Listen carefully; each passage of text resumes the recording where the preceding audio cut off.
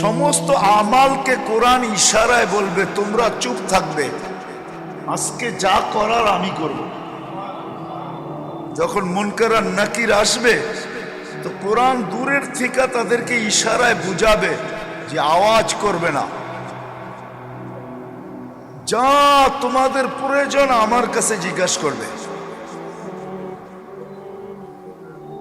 আমার কাছে জিজ্ঞাসা করবে। মুনকার নাকির আশ্চর্য বোধ করবে যে এটাকে সুদর্শন যুবক, এক আজীব রূপ নিয়ে আল্লাহ তাকে পাঠাবে। তো মুনকার নাকির বাধ্য হবে, ওই যুবক দুইজনকে বলবে পরিচয় জানবে, বলবে পরিচয় পরে দিব, আমার পরিচয় জানলে তোমরা হাক্কা বাক্কা খায়া যাবে, পানি পানি হয়ে যাবে, তোমাদের অস্তিত্ব কাইপা যাবে, বিদায় আগে যা বলি তা করো। তো তারা প্রশ্ন দিয়া দিবে, ওই সুদর্শন যুবকের হাতে সে জবাব লেখা দিয়ে দিবে, বসে নিয়ে যাও। তো বলবে তোমার পরিচয় জানা হইল না, বলে আমার পরিচয় হলো আমি কোরআন, আমি কোরআন। এই ব্যক্তির কোরআনের সাথে অগাধ ভালোবাসা ছিল, অগাধ মহব্বত ছিল, সম্পর্ক ছিল। পড়তে না জানলেও চুমা দিতে ভুল করতো না। যখনই কোরআন সামনে পড়তো, সকাল হোক বিকাল হোক দুপুর হোক, কোরআনকে হাতে নিত আর চুমা দিত, আর উল্টাইতো পৃষ্ঠা আর চোখে লাগাইতো, আর ভাবতো আল্লাহর কালাম পড়তে পারি না। শুধু তো না, আহমদ ইবনে হাম্বল রহমতুল্লাহ আলাইহি আল্লাহর কালাম কোরআন যখনই দেখতেন তো চিৎকার দিতেন আর বলতেন হাদা কালাম রব্বি, এটা আমার রবের কালাম। বলতে বলতে কাদার রু আইয়াখরুজ, কিতাবে এটাও পাওয়া যায় ওনার রু বাহির হওয়ার উপক্রম হয়ে যেত। এতটুকু পর্যন্ত আল্লাহর কালাম দেখলে উনি ভিতর থেকে এতটুকু বলতে থাকতেন হাদা কালাম রব্বি, এতটুকু ভাব চলে আসতো, এতটুকু অবস্থা হইতো ওনার যে রু বাহির হয়ে যাবে আল্লাহর কালাম দেখলে। আর হবে না কেন, উনি 99 বার আল্লাহকে দেখছেন, শতবার আশা করছেন যে যাতে 100 পুরা হয়ে যায়, সেঞ্চুরি পুরা হয়, তাইলে আমার একটা প্রশ্নের উত্তরও হয়তো মিলতে পারে। তো যেদিন 100 বার পুরা হইতেছিল ওদিন জিজ্ঞাসা করছেন আল্লাহ আপনার নৈকট্য লাভ করার সহজ সরল আবার সবচেয়ে উত্তম উপায় কি? আল্লাহ বলছে আহমদ কালাম আল্লাযী খারাজা মিন্নি, আমার কালাম যেটা আমার ভিতর থেকে বাহির হচ্ছে। কোরআন আল্লাহর নৈকট্য লাভ করার সবচেয়ে বড় পাথেয়। কিন্তু আফসোস, সত্য এটাই, সবার কপালে তো সব শোভা পায় না। এরকমও মনে হয় একটা প্রবাদ বাক্য আছে, আমাদের কপালে মনে হয় শোভা পায় না, আমাদের কপালে মনে হয় শোভা পায় না।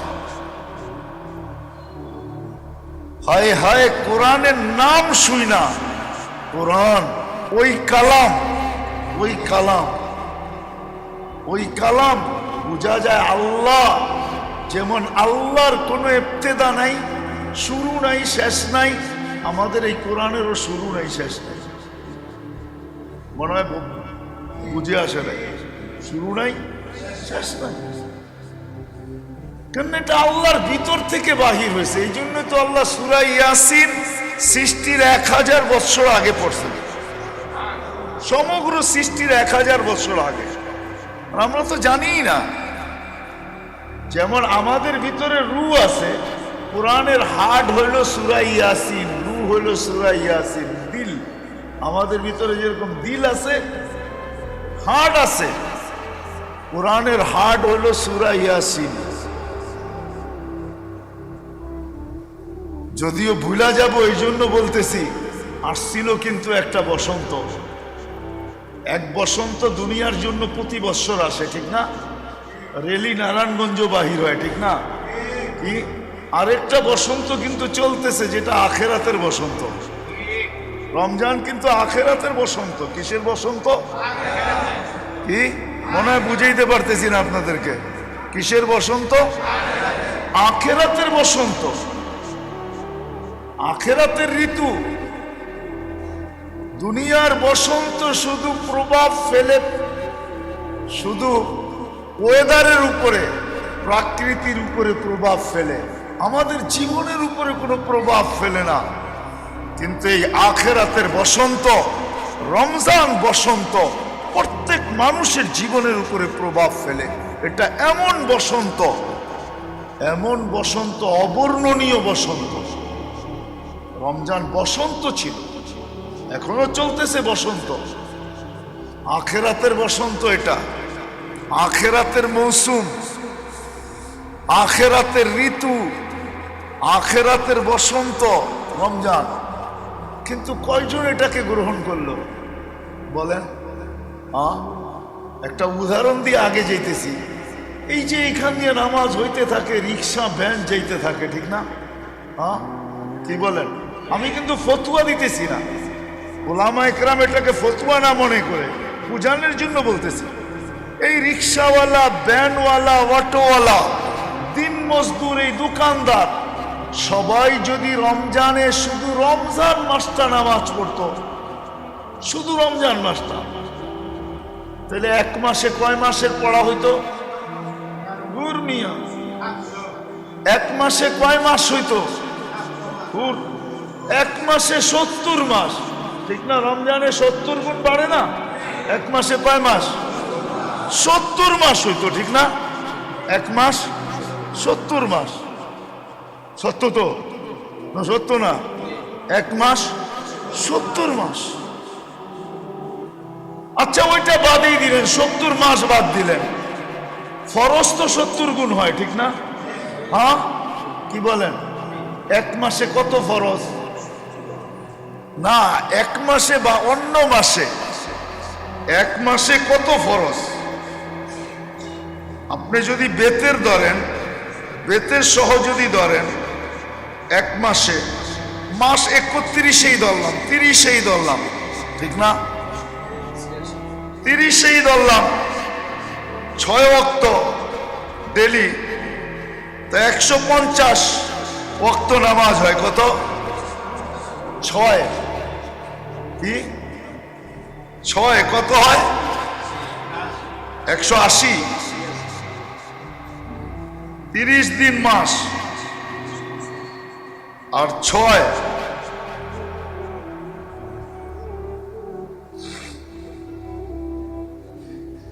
30 গুণ 6, 180। 180 ওয়াক্ত নামাজ, ঠিক না? কি বলেন? 180 ওয়াক্ত নামাজ, ঠিক না? এখন যদি 70 দিয়ে পূরণ দেন, 12,600 ওয়াক্ত, ঠিক না? এক বৎসরে ফরজ হলো কত জানেন? 2190। কত?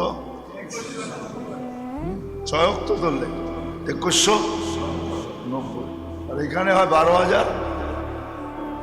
কেমন মৌসুম একটু ভাবেন না? কেমন মৌসুম, কেমন বসন্ত। আর একটু নিচে নিয়ে আসি, এই ভ্যানওয়ালা, রিক্সাওয়ালা, দিন মজদুর, দোকানদার, শ্রম পেশার মানুষ, এরা যদি রমজানে 10 দিনও নামাজ পড়তো, পুরা পাবন্দির সাথে বা জামা, 10 দিন 70 দিয়ে পূরণ দেন, 700 দিন, ঠিক না? বৎসরে দিন কয়টা? বাদ দেন, তারপরও থাকতো, হাতে থাকবে, তা না থাকবে না।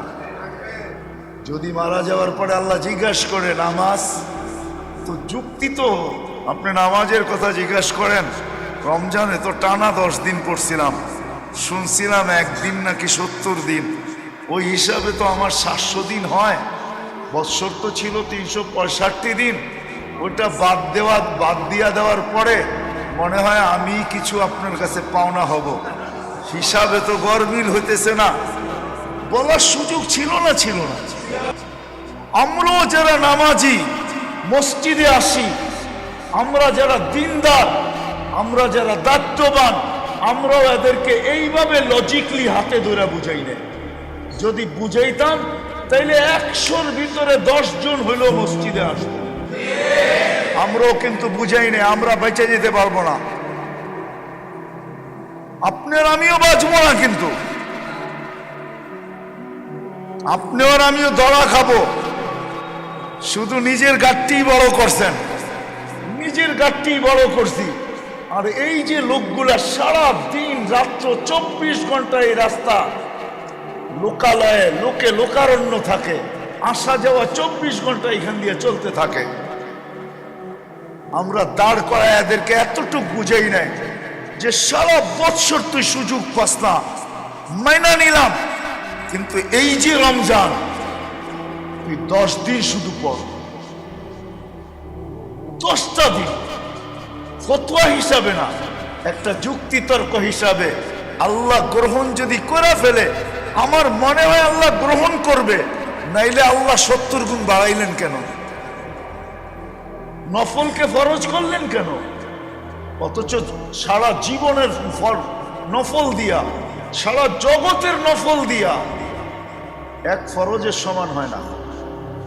সারা জগতের নফল, দুনিয়া যেই দিন থেকে তৈরি হয়েছে, যেই দিন ধ্বংস হবে, সমগ্র নফল একত্রিত করলে ওই নফল অলির হোক, গৌসের হোক, কুতুবের হোক, জারি হোক, সব একত্র করলে একটা ফরজের সমান হবে না।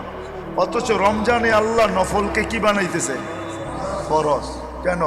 আপনি সুবহানাল্লাহ একবার পড়বেন, ফরজ লেখা হবে। লা ইলাহা ইল্লাল্লাহ পড়বেন, সওয়াব আলাদা, ফরজ সওয়াব আলাদা। আমরা বুঝেই না, আমরাও ধরা খাবো। মৌসুম ছিল, যাক, যেটা বুঝাইতেছিলাম যে কোরআন আল্লাহ কেন আমাদেরকে দিলেন? কালাম দিলেন, কালাম, কিতাব দেন নাই, কালাম দিছেন। আমাদের নবীজির সুবাদে কালাম দিছেন, কেননা কোরআন আমাদেরকে বুঝাইতে চায়। শুরুর থেকেই আমি শুরু করি, 14 দিন তো চলতে ছিল, জানি না ওলামায়ে কেরাম কে কোত্থেকে করছে, কিন্তু আমার যা মনে আসতেছে তাই আমি করতেছি। কোরআন কিন্তু শুরুতেই আমাদেরকে বলে দিছেন, হুদাল্লিল মুত্তাকিন, হুদাল্লিল মুত্তাকিন। আমি সর্বক্ষেত্রে তোমাকে রাস্তা দেখাবো। হুদাল মানে রাস্তা, সর্বক্ষেত্রে আমি তোমাকে কি দেখাবো? পথ দেখাবো। সমস্ত অন্ধকারে আমি তোমাকে আলো দিব, সর্বগিরিপথে আমি তোমাকে রাস্তা দেখাবো, সর্বচৌরাস্তায় তোমাকে আমি সঠিক দিক দেখাবো, সঠিক দিক দেখাবো, তোমাকে সঠিক রাস্তা দেখাবো। সর্বক্ষেত্রে যুবককে যৌবনের ভিতরে দেখাবে, নারীকে নারীত্বের ভিতরে দেখাবে, বৃদ্ধকে বৃদ্ধের অবস্থায় দেখাবে, গরিবকে গর্বতের ভিতরে দেখাবে, ধনীকে ধনীর ধনের ভিতরে দেখাবে, ফকিরকে ফকরের ভিতরে দেখাবে। প্রত্যেক ব্যক্তিকে তার ক্ষেত্রে রেখা কোরআন চিৎকার দিয়া বলতেছে, আমি তোমাকে রাস্তা দেখাবো, রাস্তা দেখাবো তোমাকে। হুদান, তোমার জন্য আমি রাস্তা। সর্বক্ষেত্রে একটা ক্ষেত্র এরকম নিয়ে আসেন, একটা ব্যক্তিত্ব এরকম নিয়ে আসেন। রাজাকেও বলতেছে আমি তোমাকে রাস্তা দেখাবো, প্রজাকেও বলতেছে তোমাকে আমি রাস্তা দেখাবো, প্রত্যেক ব্যক্তিকে আমি রাস্তা দেখাবো। আমার কাজই রাস্তা দেখানো, কিন্তু একটা শর্ত আছে,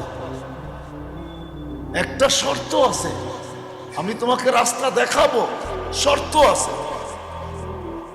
শর্ত, তোমাকে তাকওয়া অর্জন করতে হবে।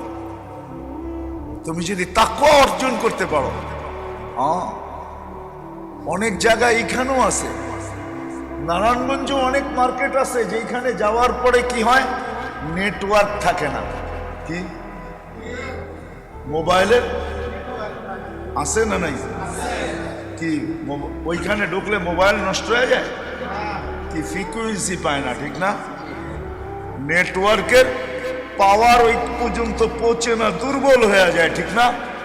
তো বলছে রাস্তা দেখাবো, তোমাকে রাস্তা দেখাবো সর্বক্ষেত্রে, কিন্তু তোমাকে একটা লাইন সংযুক্ত করতে হবে, একটা নেটওয়ার্ক সংযুক্ত করতে হবে তোমাকে, তাইলে আমি তোমাকে সর্বক্ষেত্রে রাস্তা দেখাবো। ওটা হইল তাকওয়ার লাইন। কি তাকওয়া অর্জন করতে হবে। বিদায় শুরুতে আমি বলছিলাম আমাদের অস্তিত্ব আল্লাহর এহসান, সবকিছু আল্লাহর এহসান। ওই তাকওয়া মানুষ কিভাবে অর্জন করবে? এই জন্য আল্লাহ মেহেরবানি কইরা দয়া কইরা আমাদের উপরে ছেড়া দিতে পারতেন যে তুমি তাকওয়া অর্জন করবে, কোরআন তোমাকে সর্বক্ষেত্রে জায়গা দেখাবে, রাস্তা দেখাবে, এমনকি জান্নাত পর্যন্ত তোমাকে পৌঁছাবে। এমনকি তোমার পক্ষ নিয়ে আমার কাছে লড়বে। কোরআন লড়বে, বান্দার পক্ষ হইয়া লড়বে, তোমার পক্ষ হইয়া কোরআন আমার কাছে সুপারিশ করবে। রোজার কোরআন বান্দার পক্ষ হইয়া লড়বে। কিন্তু দুটা জিনিস এমন যেটা বান্দার পক্ষ হইয়া লড়বে, একটা হলো রমজান, একটা হলো কোরআন। কোরআন বান্দার পক্ষ হয়ে লড়বে, সুপারিশ করবে। আল্লাহ পাকের ইহসান, কোরআন আমাদেরকে সর্বক্ষেত্রে রাস্তা দেখাবে, এমনকি জান্নাত পর্যন্ত পৌঁছাবে। কেননা আল্লাহ আমাদেরকে অস্তিত্ব দিয়েছেন, আমাদের সর্বক্ষেত্রগুলো আল্লাহ আমাদের সাথে সংযুক্ত করছেন। কিন্তু ওই সর্বক্ষেত্রে কিভাবে চললে, কোন রাস্তায় আর পদ্ধতিতে চললে আমরা আসল গন্তব্যে পৌঁছতে পারবো, যেটা আমাদের আসল গন্তব্য জান্নাত। কেননা আমাদের যাত্রা জান্নাত থেকে, আর আমরা ইনশাআল্লাহ ফিরবো জান্নাতে। প্রত্যেক ব্যক্তি কর্মস্থলে সকালে নিজের বাড়ির থেকে যায়, আবার বিকালে কোথায় ফিরে? নিজের বাড়িতেই ফিরে। যদি না ফিরে তো বাড়িওয়ালারা যে থানায় জিটি করে গেল তো, কিন্তু ফিরলো না, খুঁজি পাই না, ঠিক না? গুম তো হয়ে গেল না? কি বলেন? আমাদের যাত্রা কিন্তু জান্নাত থেকে, আমরা জান্নাতে ছিলাম, আবার আমরা জান্নাতে পৌঁছবো ইনশাআল্লাহ। আমাদের গন্তব্য কিন্তু জান্নাত। আল্লাহ জান্নাত আমাদের জন্য তৈরি করছেন, অন্য কারোর জন্য না। এই জন্য যেটা বুঝাইতেছিলাম, আমাদের গন্তব্য জান্নাত। ওই জান্নাতে কিভাবে পৌঁছবো, কোন পদ্ধতিতে পৌঁছবো, কোন রাস্তায় চললে পৌঁছবো, কোরআন আমাদেরকে ওই রাস্তা দেখাবে। শর্ট থেকে শর্ট রাস্তা, সহজ থেকে সহজ রাস্তা কোরআন আমাদেরকে দেখাবে। এটাই সত্য, কোরআন আমাদেরকে সহজ রাস্তা দেখায়, কঠিন না। এই জন্য কোরআনের একটা শব্দ আছে, একটা আয়াত আছে ছোট্ট, মানুষ যদিও মানুষের স্বভাব, মানুষ কিন্তু কর্মচারীকে নিজের ইচ্ছা মতো খাটায়, ঠিক না? কি বলেন? মনে হয় এমন না, ঠিক না? এমনই তো, নিজের মন মতো, নিজের পছন্দ মতো, নিজের ইচ্ছা মতো। আল্লাহ কিন্তু আমাদেরকে ইচ্ছা মতো খাটান না, আল্লাহ আমাদেরকে খাটান আমাদের সাধ্য মতো, আমাদের শক্তি সামর্থ্য মতো। যার কারণে কোরআন বলতেছে লা ইউকাল্লিফুল্লাহু নাফসান ইল্লা উসআহা। ও মানুষ, তোর যতটুকু সামর্থ্য আছে, তোর যতটুকু সাধ্য আছে, তোর যতটুকু শক্তি আছে, তোর যতটুকু বল আছে, তুই যতটুকু অ্যাবিলিটি রাখিস, তোর যতটুকু তুই পারস অতটুকু কর, এর বাহিরে না। দেখেন কত বড় মেহেরবান আল্লাহ। রমজান আসছে, আগের থেকেই বলে দিছেন যারা সফরে থাকবে রোজা পরে রেখা লইব। রোজা দুনিয়াবি সফর, দিনই সফর, যেই কোনো সফর হোক, অথবা তুমি অসুস্থ পরে রেখা লইব। আল্লাহ সহজ করছে। আল্লাহ ইচ্ছা করলে বলতে পারতেন রাখ, কেন রাখবি না? 12 মাসে 1 মাসে রোজা রাখতে হবে। অথচ রোজা দুই দিক দিয়েই লাভ। কয় দিক দিয়ে লাভ? আধ্যাত্মিক দিক দিয়েও লাভ, শারীরিক দিক দিয়েও লাভ। কিন্তু রোজা দুই দিক দিয়ে লাভ। রোজা যেরকম আধ্যাত্মিক লাভ, যেটার বর্ণনা দিয়ে শেষ করা যাবে না যে কেমন আধ্যাত্মিক লাভ, ওটার দিকে যাইতেছি আমি। আধ্যাত্মিক লাভ আর শারীরিক লাভও রোজা। শারীরিক লাভ যদি না হইতো তাহলে বিজ্ঞান কোনোদিন রোজাকে বিকৃত করে অটোফেজি বলতো না। অটোফেজি বোঝেন? এটা হলো শারীরিক লাভ। সারা অটোফেজি সারা বৎসরে শরীরের ভিতরে যত দূষিত জিনিস একত্রিত হয়, জমা হয়, রোজার মাধ্যমে সব ক্লিয়ার হয়, সব শেষ হয়ে যায়, সব শেষ। এটার নাম অটোফেজি। অটোফেজি মানে হলো অটোমেটিক সবকিছুকে বেনিশ করে দেয়। যত জীবাণু থাকে শরীরের ভিতরে, যত ব্যাকটেরিয়া থাকে আমাদের শরীরে আছে, ওইগুলা আবার খায়, ওইগুলা আবার যে মলমূত্র আমাদের শরীরের ভিতরে জমা করতে থাকে, রমজানের দ্বারা এক বৎসরে আল্লাহ ওটাকে ক্লিয়ার করে দেয়, এক মাসের মাধ্যমে ওগুলাকে ক্লিয়ার করে দেয়। এই জন্য এটার নাম অটোফেজি। আর আধ্যাত্মিক ভাবে রোজা, আধ্যাত্মিকের জন্য ওইদিকে নিয়ে যাইতেছি আপনাদেরকে। কোরআন আমাদেরকে এটাই বুঝাইছেন, এই জন্যই আল্লাহ আমাদেরকে মৌসুম দিয়েছেন যে কোরআন রাস্তা দেখাবে, সর্বক্ষেত্রে আমাকে পথ প্রদর্শক হিসাবে কাজ করবে। আমার আঙ্গুল ধইরা কোরআন আমাকে জান্নাতে নিয়ে যাবে। শুধু পথ দেখায় না, আঙ্গুল ধইরা। কিন্তু শর্ত হলো একটা, তুমি তাকওয়া অর্জন করো। লিল মুত্তাকিন, যে তাকওয়া অর্জন করো। তাকওয়া এখন কি জিনিস এটাও বুঝার বিষয়, যে তাকওয়া জিনিসটা কি, তাকওয়া কোন জিনিসকে তাকওয়া বলে। তা আলী রাদিয়াল্লাহু তাআলা আনহু যেটা বলছেন ওটা আমার বুঝে আসে খুব সহজে, যে তাকওয়া কি জিনিস। আলী রাদিয়াল্লাহু তাআলা আনহু বলছেন, আল খাউফু মিনাল জালিল, আল খাউফু মিনাল জলিল।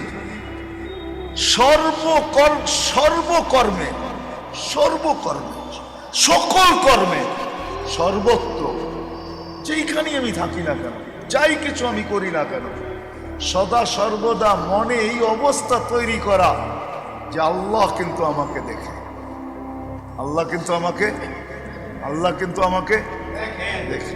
আল খাউফু মিনাল জালিলের অর্থ এটা। সব জায়গায় মনের ভিতরে সর্ব অবস্থায় এই পরিস্থিতি দিলে তৈরি করা যে আল্লাহ আমাকে দেখে, আল্লাহ, আল্লাহ আমাকে দেখে। এটার আরেকটা তর্জমা হাদিস আছে।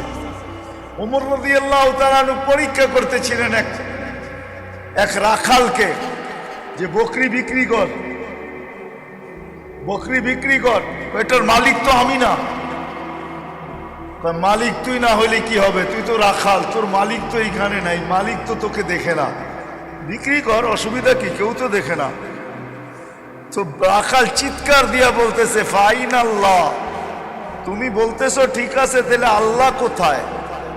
আল্লাহ, এটার নাম হলো, এটার নাম হলো খৌফ, এটার নাম হলো খৌফ।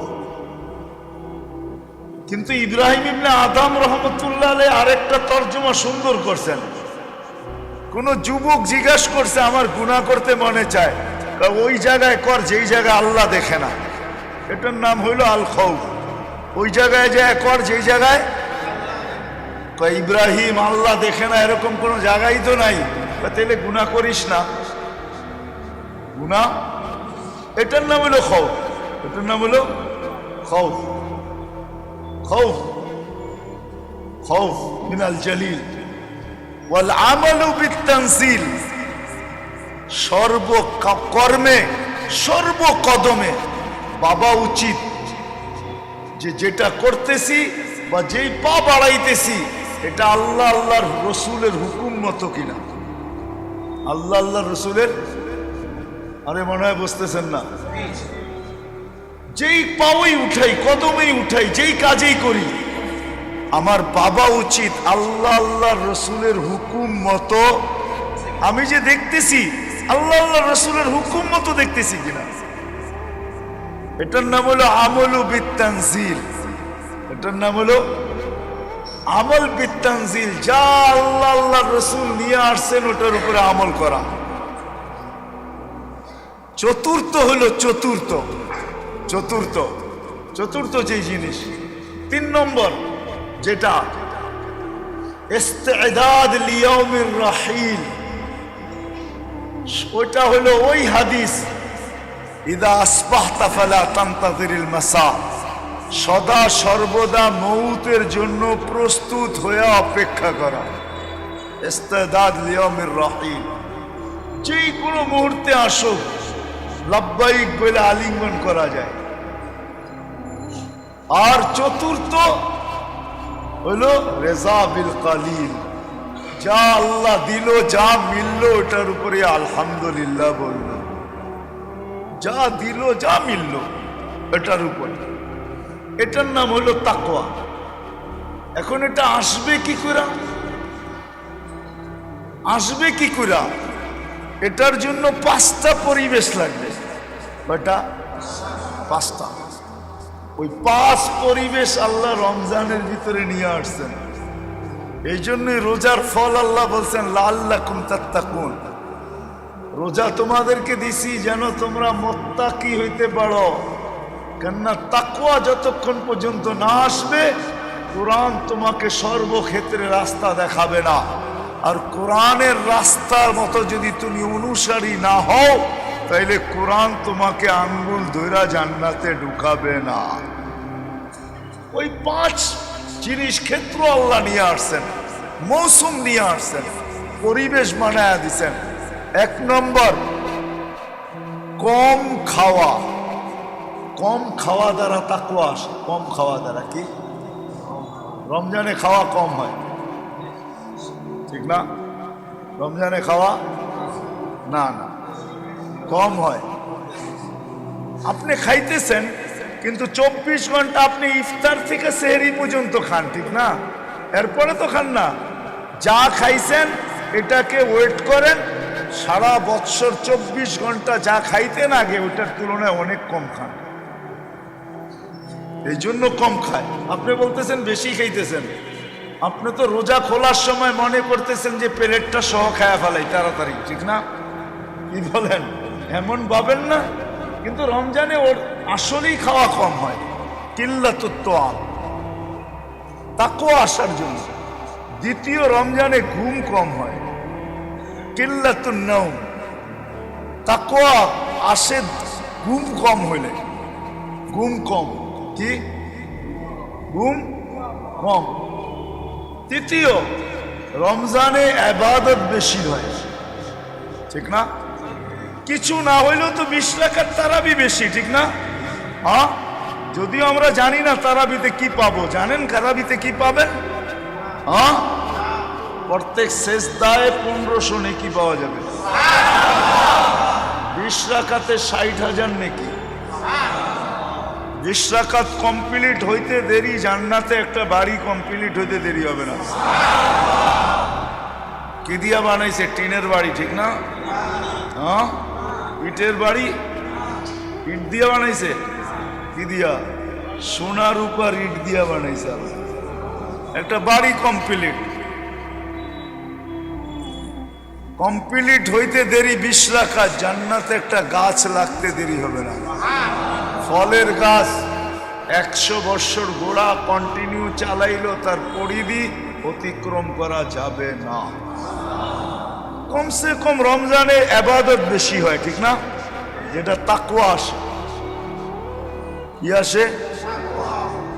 আর চতুর্থ, রমজানে কোরআনের সাথে সম্পর্ক হয়। কোরআনের সাথে, যেটা অন্য মাসে হয় না।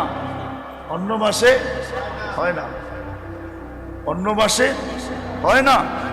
কোরআনের সাথে সম্পর্ক বেশি হয়। কোরআনের সাথে সম্পর্ক, তারাবিতে কোরআন শোনা হয়, ঠিক না?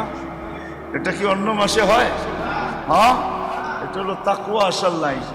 খাওয়া কম, ঘুম কম, ইবাদত বেশি, কোরআনের সাথে তাআল্লুক বেশি হয়। আর পঞ্চম যেটা রমজানে, যেটার দ্বারা তাকওয়া আসে, ওটা হলো রমজান মাসে মুসলমান দান সদকা বেশি করে। এই 5 জিনিসের মাধ্যম কোরআন দ্বারা যদি আমরা উপকৃত হইতে চাই, আর যতক্ষণ পর্যন্ত উপকৃত না হব, কোরআনকে কাছে না আনবো, আর আমরা কোরআনের কাছে না যাব, সত্য এটাই। বলারও সুযোগ নাই, সময়ও নাই। নাহলে ইব্রাহিম ইবনে আদহাম ঠিকই বলছিল, যে ইব্রাহিম দোয়া তো করি, চোখের পানি তো ঝরে। আপনি দেখবেন হেরেম শরীফের তারাবির পরে বেতেরের ভিতরে যে ইমাম সাহেব দোয়া করে, এখন দেখেন কান্নার রোল পড়া যায়, ঠিক না? পড়ে না। 27 তারিখের কথা তো বাদই দিলাম, আল্লাহর ঘরে বৈশা মুসলমান চোখের পানি জড়াইতেছে, কিন্তু দোয়া কবুল হওয়ার কোনো নিদর্শনও পাওয়া যাইতেছে না। পাওয়া যায়? মনে হয় আমার কথা বোঝেন না। তাহলে ইব্রাহিম ইবনে আদহাম রহমতুল্লাহ আলাইহির কথাই তো ঠিক, মাতা কুলুবুকুম, তোমাকে দিল মরে গেছে, এই জন্য দোয়া করো বটে, চোখের পানি ঝরে বটে, কিন্তু দোয়া মাথার উপরে ওঠে না, তোমাদের দিল মরে গেছে। সত্য আমাদের দিল মরে গেছে। যতক্ষণ পর্যন্ত আমরা কোরআনের কাছে না হব, কোরআন আমাদের কাছে না হবে, আমরা কোরআনের সিনায় না হব, আমাদের সিনায় কোরআন না হবে, দুটাই কিন্তু কথা। আমরাও কোরআনের সিনায় হইতে হবে, কোরআনও আমাদের সিনায় হইতে হবে। কতদিন পর্যন্ত কোরআন দ্বারা আমরা উপকৃত হইতে পারবো না? সাহাবা উপকৃত হয়েছেন কোরআন দিয়েই। ওই কোরআন আজও আছে। আমি কোরআনের একটা শব্দ বলতে চাইতেছি, যদিও এই কথাটা ওলামাদের, কিন্তু আপনাদেরকে বোঝানোর জন্য। কোরআনে একটা জায়গায় আছে, সুলাইমান আলাইহিস সালাম যখন তখতে বিলকিসকে আনার কথা বলতেছিল, তার বড় মজলিসের ভিতরে সকাল সকাল মজলিসে বসেই বলছিল, মাইয়াতি বিআরশিহা, বিলকিসের সিংহাসন কে উঠায় নিয়ে আসবে? কেন ওনার কাছে 3টা বাহিনী ছিল। কয়টা? 3টা বাহিনী। একটা হলো পাখির বাহিনী, এটা হলো বিমান বাহিনী। আরেকটা ছিল জিন্নাতের বাহিনী, এটা হলো নৌবাহিনী। আরেকটা ছিল মানুষের বাহিনী, এটা হলো সেনাবাহিনী। তো 3 বাহিনীকে উনি বলছে কে নিয়ে আসবে? মাইয়াতি বিআরশিহা।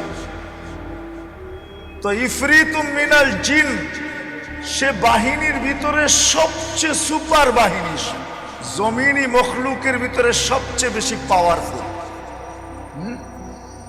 ইফরিতুম মিনাল জিন, জিন যদি ইচ্ছা করে তো আপনাকে দেওয়াল থাকবে, আপনি খাটে শুয়া থাকবেন, খাট সহ আপনাকে বাড়ি করে নিয়ে যাবে।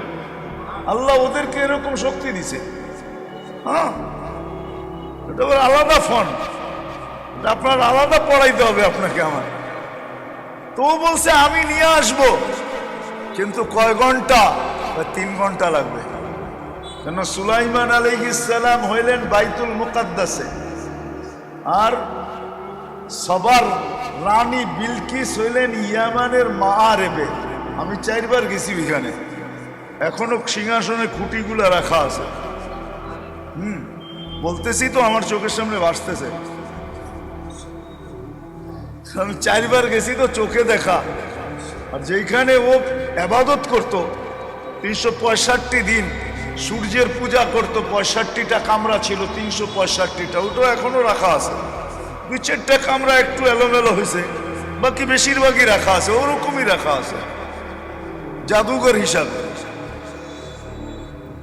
তো যেটা বলতেছিলাম, নিয়া 3 ঘন্টা সময় নিবে। তো যার কাছে আসমানি এলেম ছিল, কিতাবের এলেম যার কাছে ছিল, আল্লাযী ইনদাহু ইলমুম মিনাল কিতাব, আসমানি এলেম যে ছিল, সে বলতেছিল 3 ঘন্টা। বড় বাহাদুরি দেখাইতেছে, তাই না? 3 ঘন্টা নিয়ে আসবি, রাখ। চুটকিতে চোখের পলকে নিয়ে আইসা তোরে দেখায় দেব, তুই বাহাদুর না আমি বাহাদুর। ওর কথা এটা ছিল, চোখের পলকে নিয়ে আসবো। আনা আতি বিহা ক্বাবলা আন ইয়ারতাদ্দা ইলাইকা তারফু, চোখের পলক জপারা। আর সুলাইমান আলাইহিস সালাম পাইছেনও, ও কথা বলতেছে আর চোখের পলক জপাইতে দেরি, সামনে উপস্থিত পাইতে দেরি হয় না।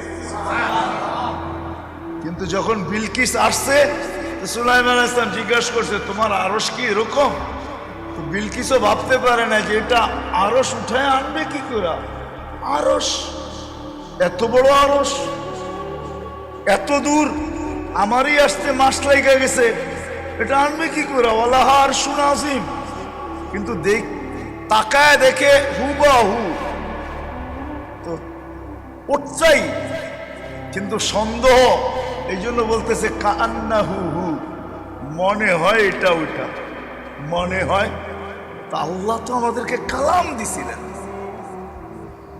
কালাম যতক্ষণ পর্যন্ত আমাদের কাছে না আসবে, কালাম যতক্ষণ পর্যন্ত আমার সিনায় না হবে, আর আমি কালামের সিনায় না হব, ততক্ষণ পর্যন্ত সবকিছু বাড়তে থাকবে। মুসলমান, হায় হায়, সত্য এটাই। মুসলমান কোনোদিন কোনোদিন কোনোদিন কোনোদিন ওই ওমর রাদিয়াল্লাহু তাআলা আনহুর কথাই সত্য, মাহমা নাবতাগি বিগাইরি মা আহসানাল্লাহ আদাল্লানাল্লাহ। আল্লাহ যা দিয়ে আমাদেরকে ইজ্জত দিছেন, ওটা যতক্ষণ পর্যন্ত তোমাদের থেকে দূরে থাকবে, তোমরা ওটার থেকে দূরে থাকবে, ততদিন পর্যন্ত ইজ্জত তোমাদের কাছে আসবে, তোমরা মাথা উঁচা করতে পারবে না। বিদায় কোরআন সর্বক্ষেত্রে আমাদেরকে রাস্তা দেখানোর জন্য ছিল, আর সর্বক্ষেত্রে কোরআন রাস্তা দেখাবে যদি তাকওয়া আসে। আর তাকওয়া আসার জন্য আল্লাহ মৌসুম আমাদেরকে দিছেন, যে তাকওয়া আনার জন্য। দীর্ঘ একটা সময় কেটে গেছে, 14 রোজা আজকে চলতেছে, গতকালকে 13 রোজা ছিল, ঠিক না? কালকেই মনে হয় আপনাদের তফসিলের পরিসমাপ্তি ঘটবে 15 তারিখে, ঠিক না? 14 রোজা চলতেছে। কিন্তু মেরে দোস্ত, ভাবা উচিত যে এই যে তাকওয়া অর্জনের মৌসুম আসলো, বা তাকওয়া অর্জনের বসন্ত আসলো, আমি কতটুকু উপকৃত হলাম। এটার জন্য আল্লাহ ওয়ালারা লেখেন যে আমাদের উচিত 4 কাজের ভিতরে সবচেয়ে বেশি নিজেকে লাগানো। কয় কাজের ভিতরে? যেটা চলে গেছে চলে গেছে, যতটুক হাতে আছে আজকের থেকে করেন। কেননা রমজান তো ওই মাস, একদিনে যা যতটুকু অতিক্রম করা যায় আখেরাতের রাস্তা, আধ্যাত্মিক পথ রাস্তা, একদিনে যতটুকু অতিক্রম করা যায় সারা জীবনও অতটুকু অতিক্রম করা যায় না। বরং এক রাত্রে যতটুকু অতিক্রম করা যায়, লাইলাতুল কদর এক রাত্র, কয় রাত্র? কয় রাত্র? কতটুকু অতিক্রম করা যায়? 83 বছর অতিক্রম করা যায় এক রাত্রে। এই জন্য আসেন 4টা কাজের ভিতরে আজকের থেকে যা গেছে গেছে। প্রথম হলো নফল এবাদত, যেন কোনো নফল এবাদত না ছোট। যেগুলো নফল আছে, দৈনন্দিন কিছু নফল এবাদত আছে, ওটা যেন কোনো আজকের থেকে শেষ রোজা পর্যন্ত একদিনও না ছোট। করবো তো? হ্যাঁ, বুঝাইতে পারতেছি? প্রতিদিন কিন্তু কিছু নফল আমল আছে, আপনি দেখেন জিন্দগির রুটিনের ভিতরে কিছু নফল আমল আছে, এটা যেন না ছোট। নফল আমল এটা যেন আজকের থেকে একটাও না ছোট। দ্বিতীয় হইল এই মাসের দ্বিতীয় হইল জিকিরের মাত্রা বেশি বাড়ায় দেওয়া। সারাদিন জিকিরের ভিতরে উঠতে চলতে ফিরতে বসতে জিকির করা। একটা কথা ভাবা, জিকির কিন্তু রমজানে 70 গুণ বাড়ে না, জিকির কিন্তু রমজানে 1000 গুণ বাড়ে। কত? আপনি সুবহানাল্লাহ একবার পড়বেন, 1000 সুবহানাল্লাহর সমান হবে।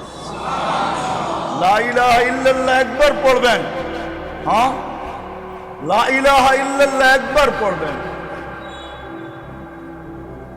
উলামায়ে কেরাম যদি জিজ্ঞাসা করে কোথায় পাইলেন, তো ফাজাইলে রমজান রজব হাম্বলির লেখা পড়ে দেখেন, ওটার ভিতরে সনদ সহ লেখা আছে। উলামায়ে কেরাম হয়তো বলবে যে জীবন বড় শুনলাম 70 গুণ বাড়ে, আজকে শুনতেছি 1000 গুণ বাড়ে। জিকির 1000 গুণ বেড়া যায়। কত? একবার লা ইলাহা ইল্লাল্লাহ পড়বেন কয়বার? 70 বার পড়বেন কয়বার? 100 বার পড়বেন 1 লাখ, 1000 বার পড়বেন 1 কোটি। জিকির খুব বাড়ায় দেওয়া আছে, চলতে ফিরতে উঠতে বসতে জিকির করবেন তো। হ্যাঁ, তৃতীয় হলো তেলাওয়াত। কোরআনের তেলাওয়াত খুব বাড়ায় দেওয়া চাই। কি কোরআনের যদি তেলাওয়াত নাও করতে পারেন তো কোরআন নিয়ে বসা থাকেন, উজু করে পৃষ্ঠা উল্টাইতে থাকেন, মাঝে মাঝে বলতে থাকেন আল্লাহ কোরআনকে মহব্বত করো, তোর কালাম। আরেকটা পদ্ধতি সুন্দর আছে, যদি কোরআনের সাথে সম্পর্ক জুড়তে চান, প্রত্যেক মসজিদে হাফেজ আছে, ঠিক না? কয়জন? 2 জন 3 জন, ঠিক না? এখন কয় পাড়া করে পড়ে? চতুর্থ মেরে দোস্ত, চতুর্থ। ডানের হাত বাড়ায় দিই, যত লম্বা করতে পারি। কেননা আল্লাহ রসুল সাল্লাল্লাহু আলাইহি ওয়াসাল্লামের ব্যাপারে আছে, কানা আজওয়াদুন নাস, আল্লাহ রসুল সবচেয়ে বেশি দানশীল ছিলেন। কিন্তু রমজান যখন আসতেন তো কারিহিল মুরসালা, সবচেয়ে বেশি দানশীল তো ছিলেনই, কিন্তু রমজান আসলে তুফানের গতিতে দান করতে থাকতেন। এই জন্য চতুর্থ আল্লাহ ওয়ালারা রাখছেন যে রমজানে ধানের হাত বাড়ায় দাও, যত বেশি দান করতে পারো। এই 4 কাজ যে করবে ইনশাআল্লাহ সুম্মা ইনশাআল্লাহ সে কোরআনের কাছে হবে, কোরআনও তার কাছে হবে, তাকওয়া তার ভিতরে আসবে। করবো তো? আল্লাহ আমাদের সবাইকে এতটুকু কথার উপরে আমল করার তৌফিক দান করেন। ওমা আলাইনা ইল্লাল বালাগ। আল্লাহুম্মা লাকাল হামদ কামা ইয়ানবাগি লিজালালি ওয়াজহিক ওয়া আযীমি সুলতানিক ইয়া জাওয়াদ ইয়া কারীম ইয়া হান্নান ইয়া মান্নান। আয় আল্লাহ, দুনিয়ার সবচেয়ে উত্তম জায়গায় বস, দুনিয়ার সবচেয়ে উত্তম মজলিস, দুনিয়ার সবচেয়ে উত্তম নিসবত, দুনিয়ার সবচেয়ে উত্তম মাস। আল্লাহ আমরা বন্দা হিসাবেও তো সবচেয়ে উত্তম। খায়রা উম্মাহ আপনি নিজে বলছেন, বন্দা হিসাবেও আমরা উত্তম, উম্মত হিসাবেও আমরা উত্তম, নবী হিসাবে আমাদের নবীর উপরে কেউ নবী নাই। কিন্তু মালিক মাগফিরাতের পর্ব চলতেছে, যদি আপনি আমাদেরকে মাফ না করলেন তো মনে হয় সমস্ত উত্তম ধুলাই মিটা যাবে, আমাদের চেয়ে হতভাগা কেউ হবে না। বিধায় আপনার কোরআনের ওয়াস্তা, আপনার কালামের ওয়াস্তা, আপনার রমজানের ওয়াস্তা, যে রমজান নামই রাখছেন এই জন্য যে আপনি বান্দার গুনাহ মিটায়া দিবেন। রমজান মানে জ্বালা দেওয়া, আপনি ওয়াদাও করছেন রমজানে পা দিতে দেরি তোমার গুনাহ থাকবে না, সব মাফ করে দেব। আমাদেরকে মাফ করে দেন, পুরো উম্মতকে মাফ করে দেন।